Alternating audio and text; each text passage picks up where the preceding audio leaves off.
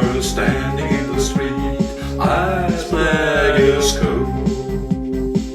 She struck directly to my heart, magical love.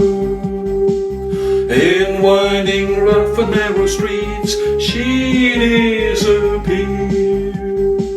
Only her song that reached my ear, spherical sounds, spherical sounds.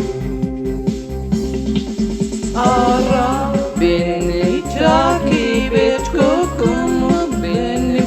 Sen beni bulursun, ben sana inandım. Ara beni, takip et kokumu benim. Beni mutlu et, ne olur gel yanıma Habibi.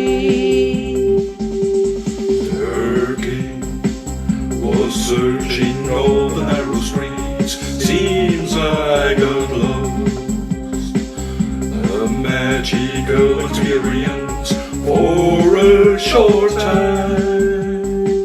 Surreal scenes like fairy tale, dark and sultry night.